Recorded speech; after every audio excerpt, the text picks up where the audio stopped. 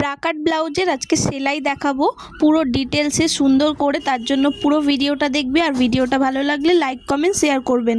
চ্যানেলে নতুন হলে চ্যানেলটাকে ফলো করে দেবেন। তো আমি এর কাটিং ভিডিও আজকে দেখাচ্ছি না। এই যে দেখুন, এটা ছোট পার্ট ছিল, এটাকে আমি বাড়িয়ে নিয়েছি। কতটা করে বাড়িয়েছি, কিভাবে প্রসেসটা তোমরা যদি জানতে চাও আমাকে কমেন্টে জানাবে। আমি প্রত্যেকটা সাইজের জন্য কিভাবে সুন্দর করে সূত্র ধরে বাড়াতে হয় খাপগুলোকে আমি পুরো ডিটেলসে দেখিয়ে দেবো। আজকে শুধু সেলাইটাই দেখাচ্ছি। তো এস পার্টটা, বেল পার্টটা সাইডে রাখলাম।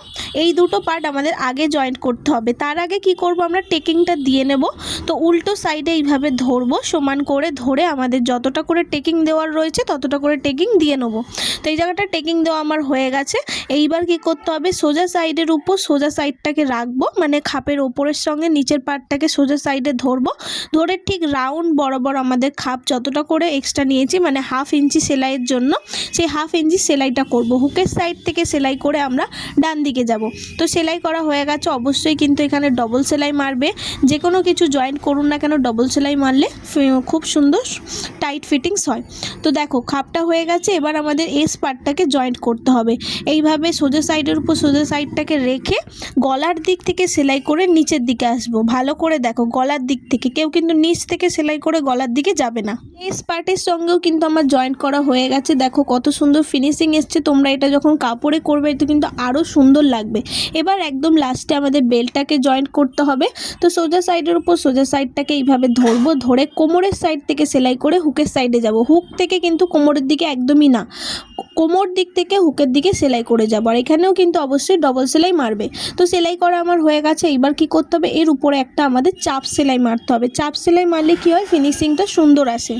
তো আমার চাপ সেলাই দেওয়া হয়ে গেছে। দেখো কত সুন্দর, একদম ইজিভাবে, খুবই সহজভাবে কিন্তু আমি সেলাই করা দেখিয়ে দিলাম।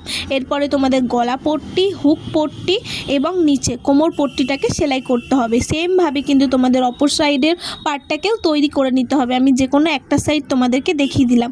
তো নতুন ব্লাউজ কোর্স শুরু হচ্ছে। তোমরাও যদি ব্লাউজ বাড়িতে বসে কাটিং সেলাই শিখতে চাও A to Z, খুবই সহজ নিয়মে শেখানো হবে। স্ক্রিনে দেওয়া নাম্বারে যোগাযোগ করবে। আর এখানে আমি দেখো 28 থেকে পুরো 50 ছাতি অবধি ব্রাকাট, প্রিন্সেস কাট, সব্যসাচী সবগুলো কিন্তু খাপের মাপ দিয়ে দিয়েছি। এই মাপগুলো কোথায় কিভাবে ব্যবহার করতে হয় তোমরা যদি জানতে চাও তাহলে আমাকে কমেন্টে জানাবে। আমি এর কিন্তু আলাদা করে ডিটেলসে ভিডিও আপলোড করে দেবো তোমাদেরকে, তোমরা দেখে নেবে। খুবই কিন্তু সহজ পদ্ধতিতে।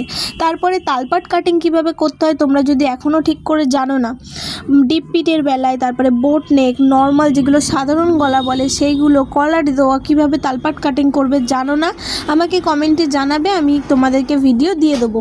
এরপরে আসছি গলার চওড়া। গলার চওড়াটা কিন্তু সবাই ঠিকঠাক করে নিতে পারে না, যে কারণে কাঁধ থেকে খুলে পড়ে যাওয়ার চান্সটা বেশি থাকে। এগুলো যদি তোমরা দেখতে চাও আমাকে কমেন্টে জানাবে। ভিডিওটা ভালো লাগলে লাইক করবেন।